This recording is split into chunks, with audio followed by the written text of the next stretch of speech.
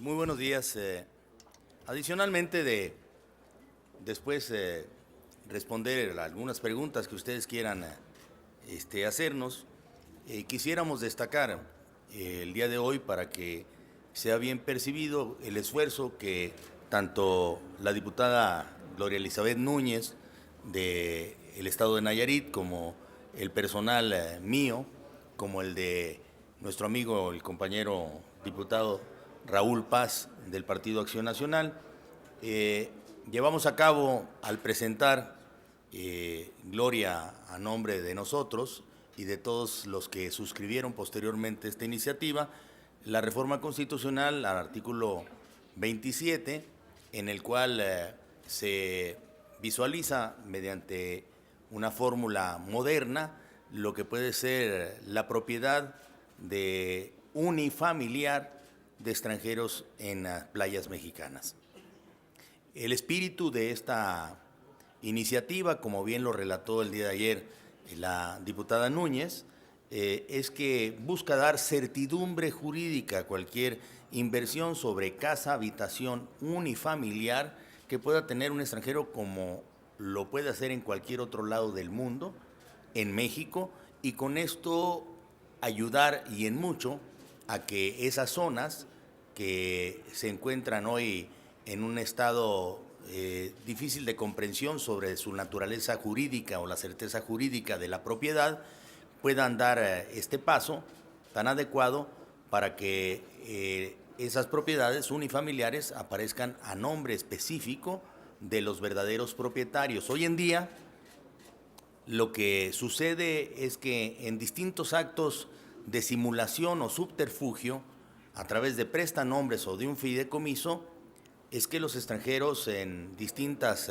playas mexicanas se apropian o compran estas propiedades, y lo cual genera una serie de confusiones que terminan por lastimar incluso a los ayuntamientos, que no se ven beneficiados por el cobro de lo que pueden ser los prediales o algunos otros derechos que les permiten entonces darle mejor mantenimiento a sus ciudades.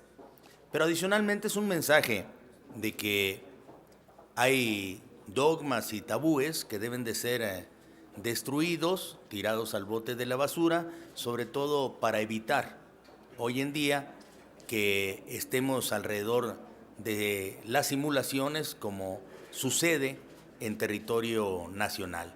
Lo que queremos es transparencia en este ejercicio, sobre todo de la propiedad de extranjeros en playas mexicanas. Hay quienes, y nos adelantamos, se pronuncian porque con una iniciativa de esta naturaleza, que por cierto no es la primera que se presenta, se intentaría, y con esto es una acusación equivocada, el vender alguna parte del territorio nacional.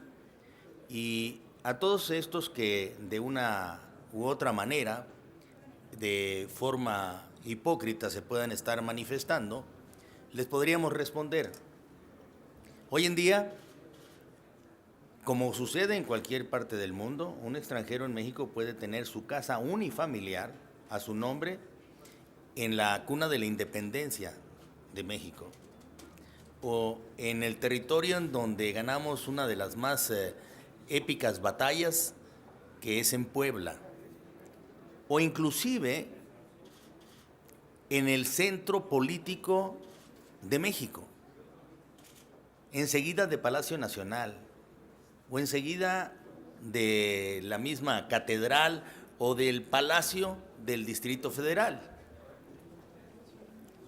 Pero no puede tener a su nombre una casa habitación o un departamento en el piso número 27 en Huatulco o en Veracruz o en Sinaloa o en Guerrero, si no es a través de un fideicomiso, un prestanombre o una sociedad anónima. Lo que buscamos es evitar estos pasos que a lo único que llevan es a la simulación en la propiedad de los extranjeros en México. Pero Esta es la explicación que nosotros les damos, que forma parte del cuerpo de la iniciativa de modificaciones al artículo 27 constitucional y que estamos intentando construir una mayoría de 2/3 partes para que pudiera ser votado lo más pronto posible y enviado en carácter de minuta a la Cámara de Senadores. Y estamos a sus órdenes para eso y para cualquier otra pregunta que creo que tienen ustedes en mente. Roberto José Pacheco, de Excelsior. Sí, diputados, diputada. ¿Ustedes ya tienen un censo de cuántos extranjeros han vivido de la simulación? Y esto obviamente es una preocupación de ustedes y por eso están presentando esta iniciativa. ¿Ya tienen ustedes un censo? ¿Y qué garantizaría que realmente sean para vivienda y que no se usen con fines comerciales? Sí. Un censo específico sería muy difícil el conseguir porque todos estos datos se encuentran incluidos en los fideicomisos y el fideicomiso entonces trae un secreto bancario adicionalmente. Pero cualquiera de nosotros que provenimos como Gloria o como yo de un estado en donde existe costa, nos hemos dado cuenta fehacientemente y abiertamente de cómo muchos extranjeros tienen propiedades en las costas mexicanas. Yo le podría decir en la parte de Guaymas, en la parte de Puerto Peñasco, incluso colonias enteras de norteamericanos que tienen como propiedad o a nombre de prestanombres, por lo cual se han generado una serie de conflictos como fraudes cometidos en contra de los mismos extranjeros por haberlo puesto a nombre de otra persona o incluidos en un fideicomiso, escondidos en un fideicomiso, en donde el único que sale ganando también es el que administra el fideicomiso, que es el banco.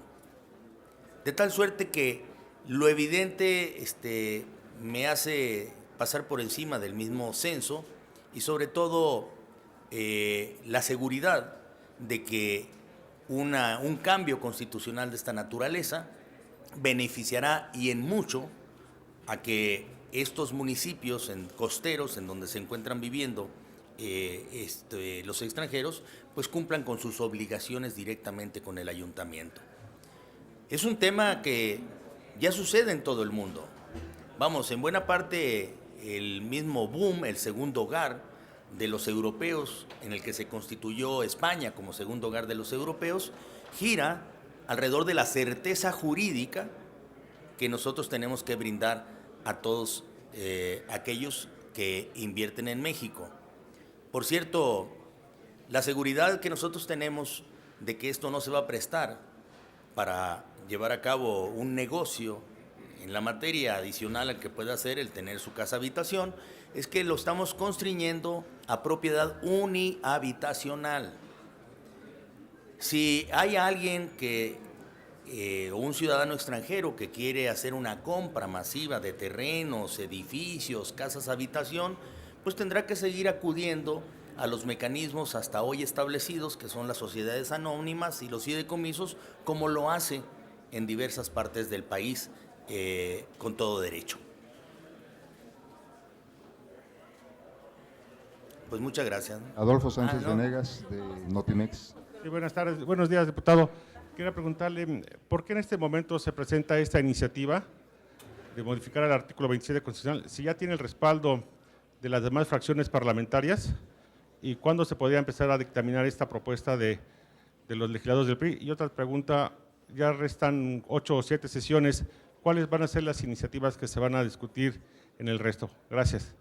Sí, la razón por la cual se presenta hasta ahora es porque en la construcción de la iniciativa han participado muchos diputados y diputadas de distintos partidos políticos. En sí misma, la iniciativa es presentada tanto por diputada y diputados del PRI y del PAN y del Partido Acción Nacional, sabedores además de que la han suscrito solidariamente desde el día de ayer cientos de diputados de distintos partidos políticos. Lo hicimos buscando primero el acuerdo, el consenso antes de presentar una iniciativa que fuera a comisiones en donde no consiguiera ser obsequiada como en otras ocasiones ha sucedido. Y en otras ocasiones ha acontecido debido a estos fundamentalismos y a estas pues lógicas que no pueden explicar la razón por la cual se oponen a que se transparenten las propiedades unihabitacionales que puede tener un extranjero en México. Insisto, se transparenta siempre y cuando esté en San Miguel Allende, o se encuentra en Puebla, o esté en Monterrey, en Hermosillo, en el centro de la ciudad, pero no se transparenta si está en la costa mexicana, en las playas mexicanas. Esto es un viejo concepto de seguridad nacional que se dio a finales del siglo XIX, porque las invasiones que se sucedían en aquellos momentos pues eran cuerpo a cuerpo y con desembarque. Y no tiene, por cierto, mucho que hacer ahí, como algún otro artículo constitucional, por cierto, que habla desde el 17 de cómo se constituiría el estado de Nayarit con el territorio de en ese momento de Tepic, y que ahí aparece en la Constitución y que nadie lo ha quitado, aunque pues esto sea más que obvio que debe de suprimirse de la misma Constitución, pues porque el estado de Nayarit ya tiene una vida propia. Es lo mismo con algunos otros artículos que han perdido su vigencia y con ello su vigor, y por eso esta iniciativa que busca modificar en esos términos el artículo 27 constitucional. ¿Tiene un estimado, diputado, de la inversión extranjera que atraería con esta reforma? Lo que tengo estimado es que traería mucha más transparencia y menos simulación. Claudia Salazar de Reforma. Tiene usted toda la razón. Perdón, Claudia, aunque sé que puedo aventajar en esto. El día de ayer tuvimos la oportunidad de conversar distintos coordinadores parlamentarios y vicecoordinadores de las bancadas para tratar de aprovechar de la mejor manera lo que es el resto del periodo legislativo que vence su término el 30 de abril. En sesiones normales, descontando la que hoy está sucediendo, quedarían 7 de ellas para hacernos cargo de distintos asuntos que son de la responsabilidad de la Cámara de Diputados.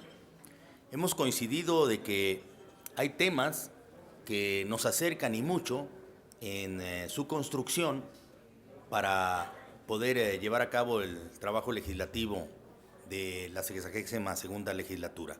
Uno de ellos es el desahogar la minuta que lleva a términos constitucionales el IFAI. Esta es una minuta del Senado que está sufriendo algunas modificaciones que son para fortalecerla todavía más en la parte conceptual de su autonomía del instituto y perfeccionamiento con técnica legislativa de algunos otros artículos.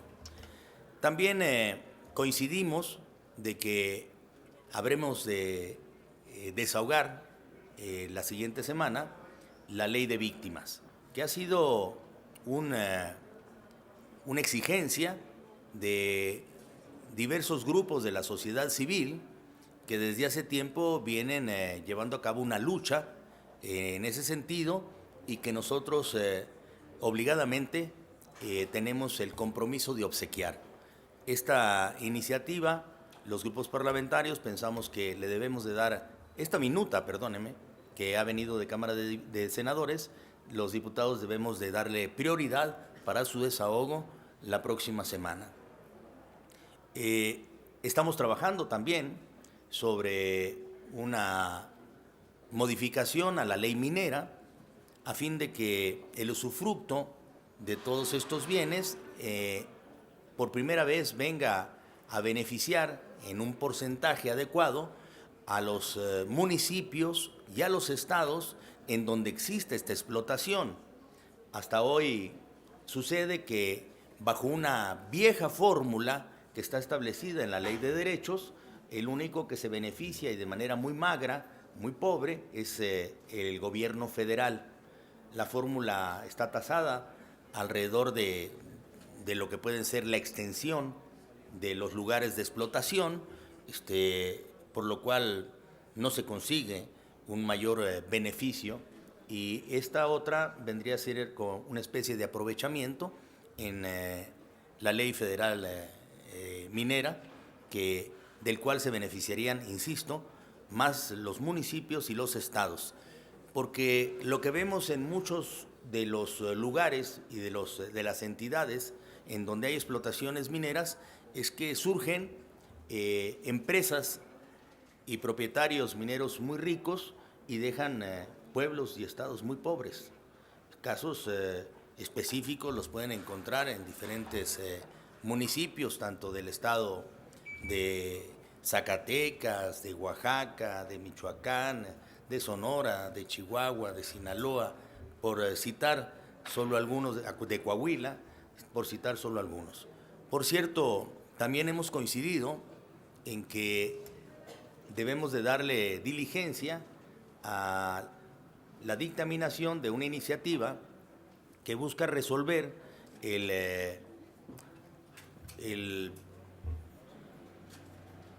olvido momentáneo que se dio cuando en la Ley Federal del Trabajo, que aprobamos hace algunos meses, se suprimió la prohibición de la explotación de las minas de tiro, que es un tema de derechos humanos. Este tema lo volvemos a retomar y estamos buscando el que se dictamine y se apruebe en sus términos a fin de enviarla al Senado, que estoy seguro que lo verá con los mejores ojos. Hemos también coincidido en que antes de terminar este periodo ordinario de sesiones debemos de desahogar la Estrategia Nacional de Energía, con lo que concluiríamos un trabajo legislativo en este periodo sumamente rico. Claudia Salazar, Reforma. Ya no me dejó nada, diputado. Sí, hay mucho que preguntar todavía. Sobre la propuesta de la reforma constitucional, preguntarle, y a lo mejor ese va a ser algún cuestionamiento, si los extranjeros han caído en la simulación, no es premiarlos también con esta reforma, porque a final de cuentas estarían violando la Constitución y ahora ya se modificaría la Constitución pues para que ya tengan sus propiedades en forma. ¿No es también en parte como una especie de premio a pesar de que se haya violado la Constitución? Y preguntarle si no hay un límite en los metros cuadrados de extensión que podrían adquirir. Y sobre el IFAI, preguntarle si ya alcanzaron un acuerdo ayer en la comida sobre cómo sería esta cuestión de la integración del pleno del IFAI con la remoción de algunos comisionados, o cómo sería este proceso para su evaluación y eventual ratificación junto con la elección de los otros 2 miembros.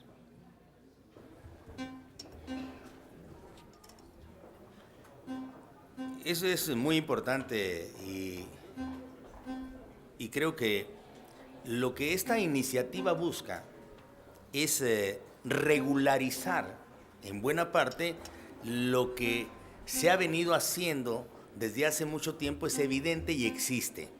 Cerrar los ojos ante lo que hoy tenemos, dejarlo en el actual estado de cosas, sería solamente el estar nosotros legitimando una forma que no es, que no contiene certidumbre jurídica y que no nos permite avanzar de mejor manera. Quienes han acudido a el mecanismo de los fideicomisos lo han hecho legalmente. Quienes han acudido a las sociedades anónimas lo han hecho legalmente. Quienes hoy o hace tiempo acudieron a prestanombres, muchos de ellos han sufrido las consecuencias.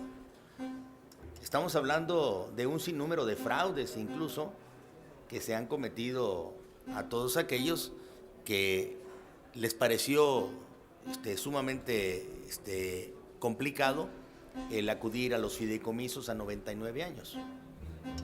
Lo que queremos es regularizar lo que ya existe, transparentar y darle certidumbre jurídica a la inversión en México de todo tipo, como un derecho también fundamental de cualquier ser humano, nacional o extranjero, a tener su casa habitación o su departamento en algún lugar. Pero adicionalmente, si México es un país de servicios, estoy más que convencido de que una hipoteca en los Estados Unidos es mucho más fácil el conseguirla para comprar un bien en México poniéndolo al nombre del mismo personaje que hipoteca su casa en el otro lugar. De lo contrario, cualquier banco no considera viable el darle un crédito mediante una hipoteca a un connacional en otro país si la casa habitación o el departamento no se encuentra a su nombre. Esto es regularizar, transparentar, salir de la simulación y prohijar nueva inversión, porque alrededor de un segundo hogar en México se pueden construir una serie de negocios como podría ser un turismo hospitalario que puede traer mucho empleo, mucha inversión y mucho beneficio. Por citar alguno de ellos. Pero lo más importante es acabar con la simulación, de la cual nos quejamos muchos y otros la sufren.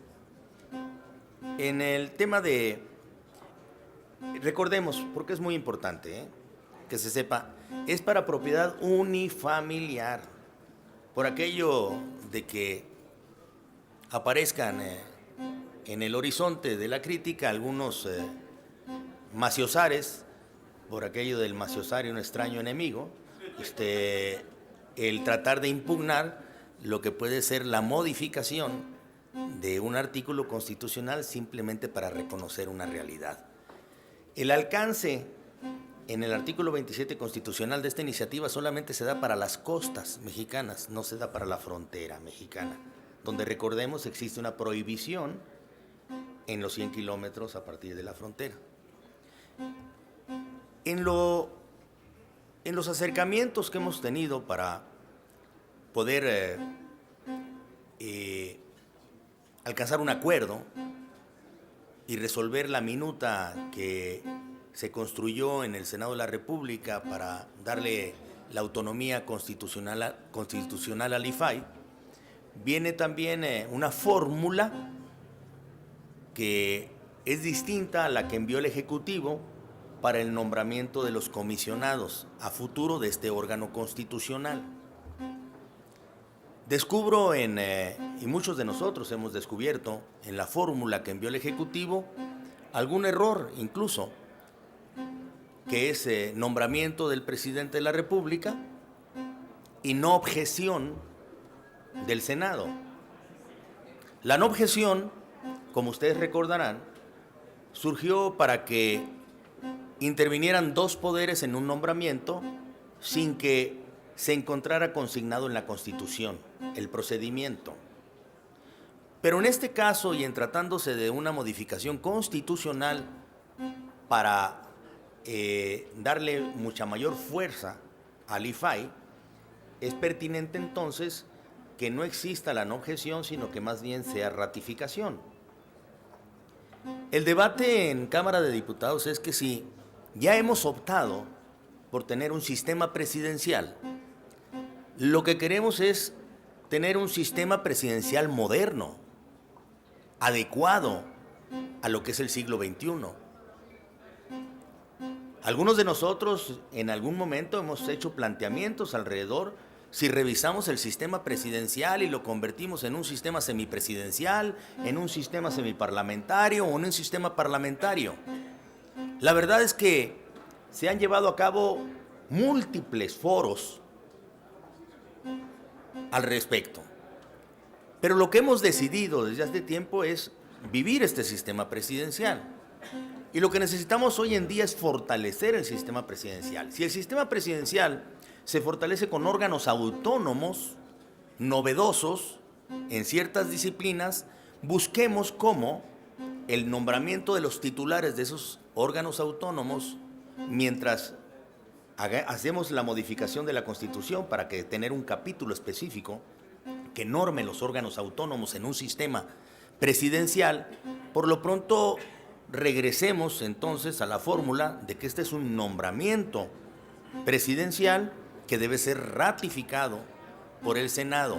La discusión está en si pudiéramos adoptar incluso el nombramiento o la fórmula del nombramiento parecida a la de la Corte, mediante ternas que el Senado resuelva en la designación de los titulares del instituto en el futuro.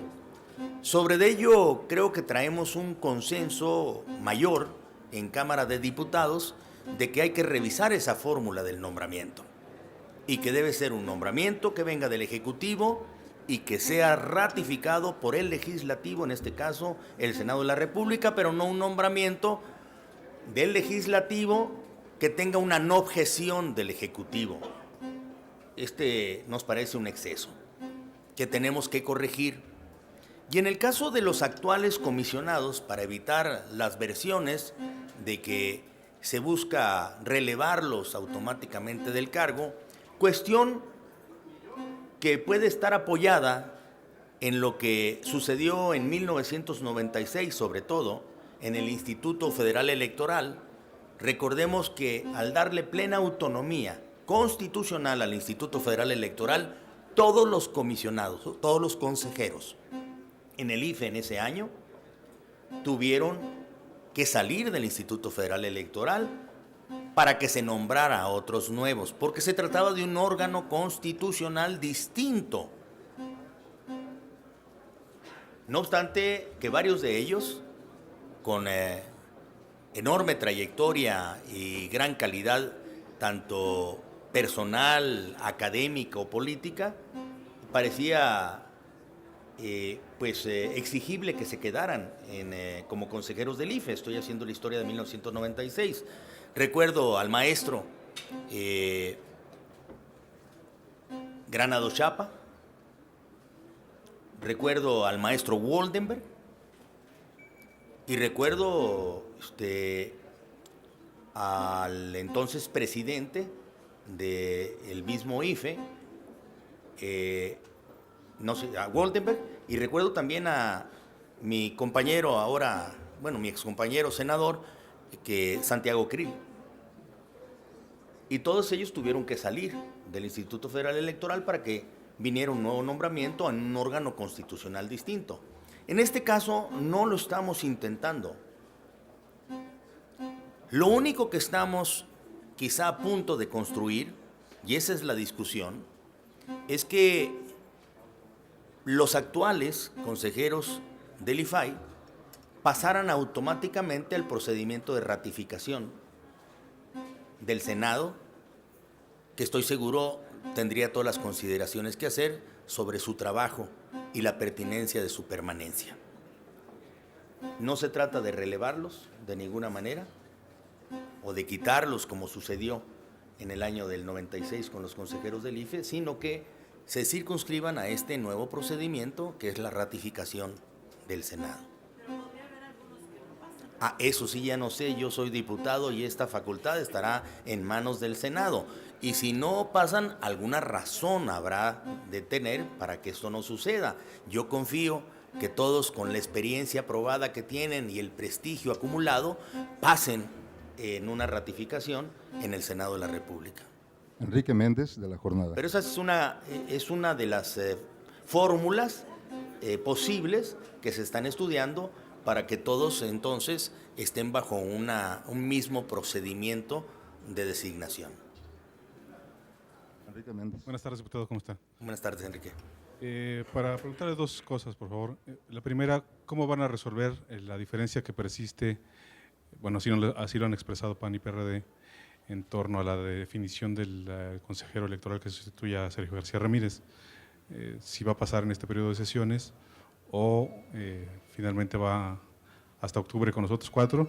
Y si me permite también preguntarle por las movilizaciones de los maestros, las iniciativas que se han presentado al respecto y el rechazo del gobierno del presidente Enrique Peña Nieto a estas movilizaciones precisamente, donde advierte que ninguna presión modificará la reforma. Gracias. El grupo parlamentario del PRI, junto con otros grupos parlamentarios, desde que conoció la renuncia del consejero Sergio García Ramírez, procedió a trabajar con enorme responsabilidad en la construcción de un método que contiene una convocatoria para poder alcanzar alto consenso para el nombramiento del nuevo consejero electoral. Sobre todo porque la Cámara de Diputados viene precedida de un ejercicio anterior que acumuló 18 meses sin nombramiento de consejeros del IFE, lo cual consideramos es una irresponsabilidad. Tratar de esconder en alguna argumentación de carácter política el que no debemos de resolver en este periodo lo que es nuestra responsabilidad, elegir a un consejero del Instituto Federal Electoral para que el Consejo General quede integrado de manera completa, esconderlo en que es más pertinente el buscar el mes de octubre para entonces resolver todo en paquete, pues sería como intentar alegar falsamente que el próximo mes de octubre, ¿por qué no mejor resolvemos todos los 11? Total, si se vencen dentro de 5 o 6 años y una vez le hacemos el trabajo acumulado a las próximas legislaturas. Hay que hablar con claridad. Lo que el grupo parlamentario del PRI busca es cumplir con su responsabilidad de no dejar al IFE incompleto y salir de vacaciones. Esto hablaría muy mal de nosotros. La convocatoria ya se emitió. Por cierto, con algunas resistencias a que existiera una convocatoria. En la convocatoria se señaló con precisión quiénes podían registrarse como aspirantes a candidatos a consejero. Lo hicieron todos aquellos que quisieron. Ahí tenemos ya un gran listado que, por cierto, la Comisión de Gobernación se ha encargado de desahogar para ver si cumplen con los requisitos marcados en la convocatoria. Por cierto, la convocatoria fue mejor que muchas otras, porque siquiera exigió obra escrita alrededor de lo que puede ser la materia, aunque sea un artículo publicado en algún lugar que le señale como interesado en el tema. En anteriores ocasiones había sucedido que por no tener este requisito, pues se habían registrado hasta los que no conocían ni sabían a qué se dedicaba la institución. Pero en fin, nosotros seguiremos trabajando en la ruta de la convocatoria. La Comisión de Gobernación no acaba su trabajo de escuchar a todos y cada uno de ellos. Y todavía no acaba su trabajo la Comisión de Gobernación, que lo está haciendo muy profesionalmente y muy responsablemente, cuando ya surgen voces que dicen que no van a votar. No conocen ni a los que pueden ser los candidatos y ya los están descalificando. No han esperado a que suceda y culmine este proceso de la comisión, en donde se tendrán que encontrar 5 perfiles que pasarían a la Junta de Coordinación Política para buscar su consenso y tener las 2/3 partes, cuando ya esas voces se pronuncian por el no, por la obstrucción, por no cumplir con responsabilidad con su obligación. Yo exhorto a todos ellos a que sigamos haciendo un trabajo responsable con el país, cumpliendo con nuestras responsabilidades también como diputados. Estoy más que convencido que en esa larga lista existen muchos mexicanos y mexicanas con méritos suficientes como para alcanzar ser consejero del Instituto Federal Electoral, y que cualquier estrategia de carácter político partidario debe pasar a un lado para que nosotros cumplamos imparcialmente con nuestras obligaciones. Ahora, Pablo. Sí, buenas tardes. Maestros, Diputado. en lo personal yo creo, nomás respondo lo de maestros, en lo personal yo creo que todas estas inquietudes que en algunos de los estados se han manifestado alrededor de la reforma constitucional en materia de educación, en el tercero constitucional, son legítimas y legales. Y que en algunos espacios o entidades del país no han sabido procesarlas adecuadamente. Escucho voces de algunos que dicen que quieren modificar la ley local en materia de educación a través del Congreso local. Pues nada más legal y legítimo. Obviamente, si una ley local transgrede el espíritu de la reforma constitucional en materia de educación que acabamos de llevar a cabo, la Cámara de Diputados procederá a una controversia constitucional en la Corte. Porque esos son los mecanismos legales que nos hemos dado en una sociedad civilizada para dialogar y encontrar acuerdos.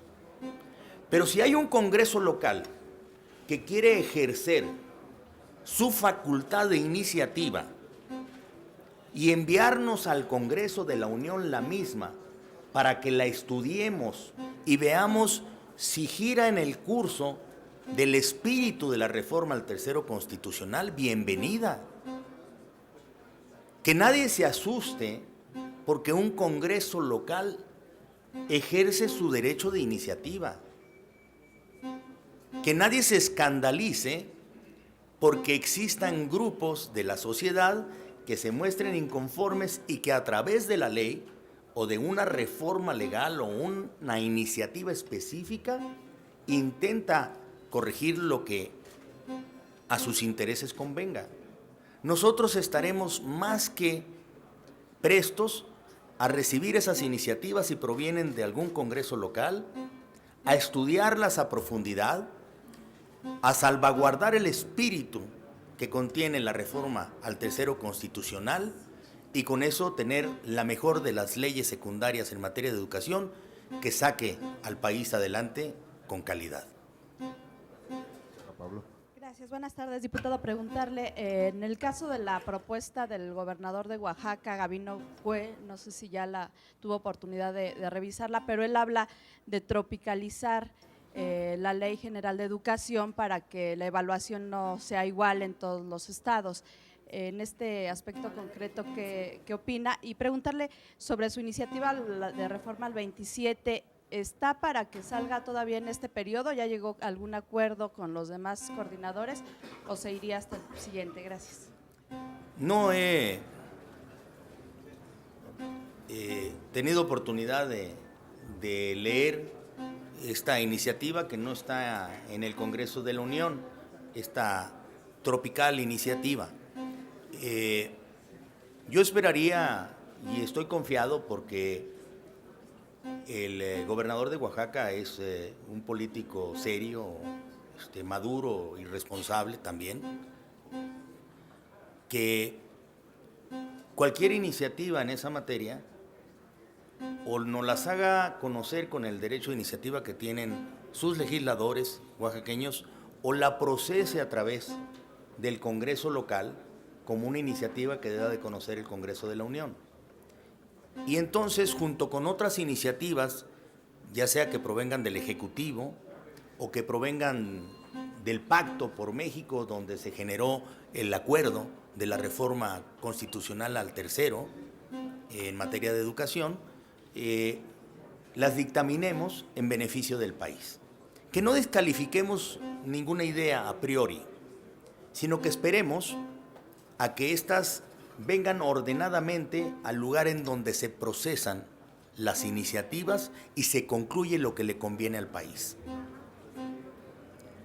En materia de la iniciativa al artículo 27 constitucional en materia de propiedad de extranjeros en playas mexicanas para transparentar y evitar la simulación en el futuro, y que presentó a nombre de un compañero del PAN y mío propio, la diputada Gloria Elizabeth Núñez.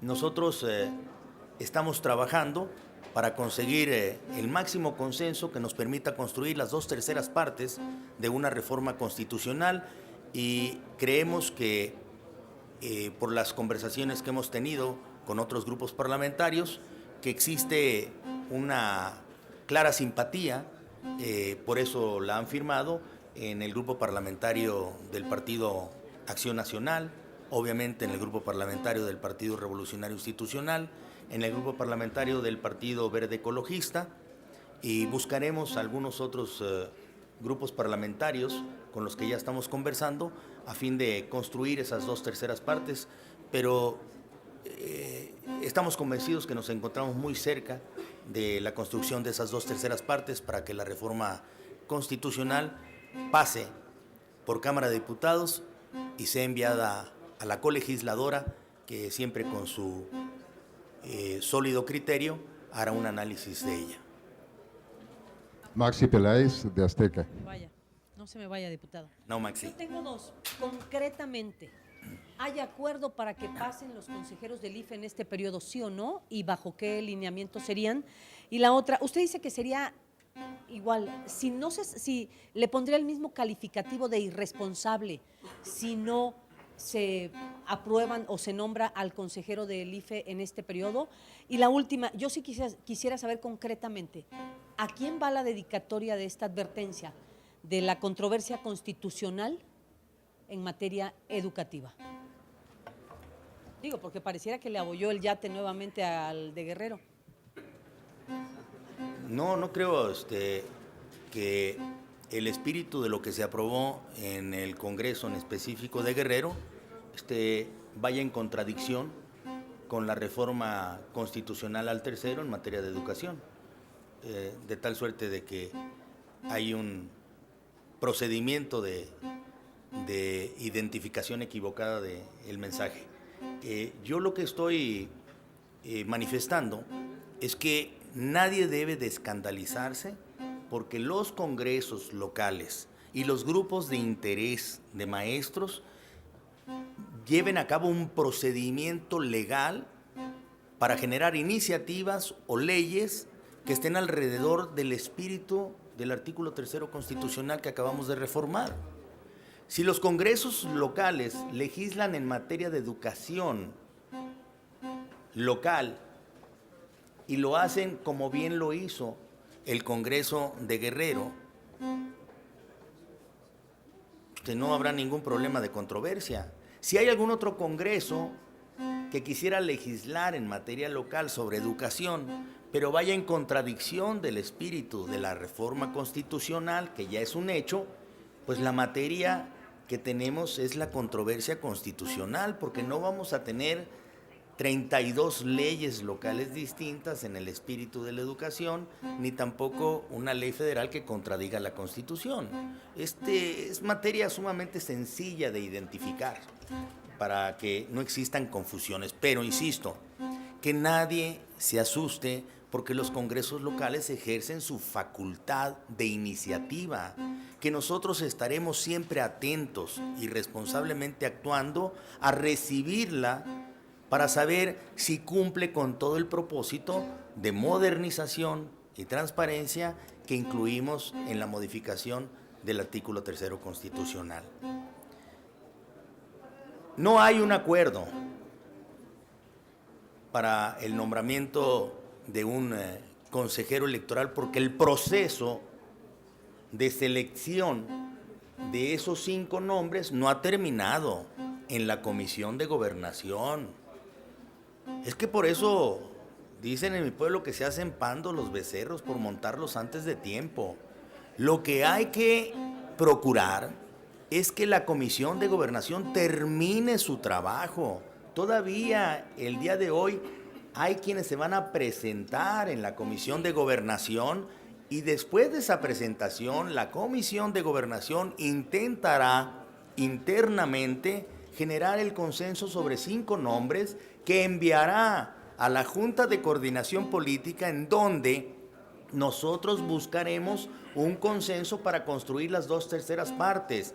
No podría entonces pronunciarme por un sí o por un no. Sé que es por economía procesal, pero no lo puedo intentar en este momento. Pero, a ver, precisión. Yo se lo pregunto porque en las leyes que dio pendientes para este periodo no mencionó a los consejeros. Segundo, en ocasiones anteriores, el PRI, usted concretamente había dicho que la intención era tenerlos listos en este periodo. Tercero, hay una advertencia del PAN y PRD que van a votar en contra, con lo que no se alcanzarían las 2/3 partes. Por eso pregunto, ¿el plan es sacarlos en este periodo o ya no? La convocatoria, por aquello de las precisiones, además es que me gusta mucho el abordar el tema así como lo está sugiriendo Maxi. La convocatoria señala que tenemos como plazo el 30 de abril para el nombramiento de este consejero. No recuerdo en qué día estamos hoy. 4. Todavía quedan 26 días en los cuales podemos seguir trabajando en esa ruta. Y esa ruta es la que he descrito hace un momento, solamente recordando lo que dice la convocatoria, y que ustedes, estoy seguro, ya la han leído y releído para encontrar ahí fórmulas que nos acerquen a cumplir con nuestra responsabilidad de legisladores. A partir de ello, es que nosotros mantenemos como grupo parlamentario del PRI que nadie debe de descalificar este proceso de antemano,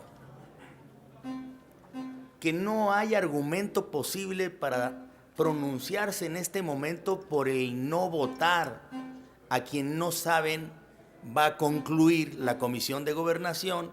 Estará dentro de los 5 nombres que tendrá después la Junta de Coordinación Política. Es anticiparse mucho a lo que hoy estamos construyendo responsablemente. ¿Que no habrá ninguno en toda esa lista que tenga mérito suficiente para ser consejero del IFE en este momento?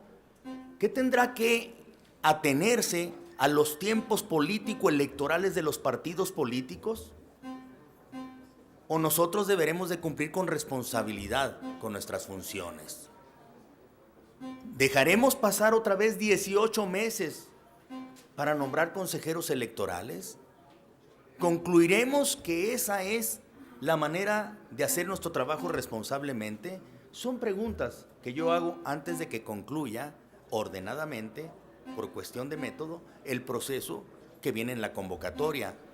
Hoy yo no me pronunciaría en contra de ello porque descalifico el trabajo de los compañeros y las compañeras que están en la Comisión de Gobernación atendiendo a todos aquellos que de manera legítima, legal y de buena fe se registraron para ser consejeros del IFE.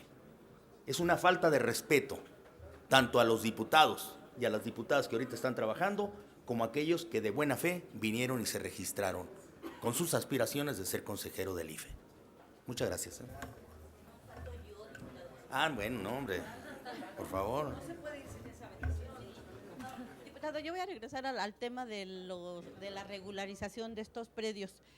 ¿Cómo fue que ustedes, no sé a quién se le ocurrió la idea de que dijo, por cierto, hay muchos asentamientos de extranjeros irregulares, vamos a ponerlos al día? ¿Se acercaron algunos grupos de estos residentes aquí en México para solicitarles? Y también si ustedes harían un llamado para que una vez que se apruebe esta reforma, pues acudan a regularizarse.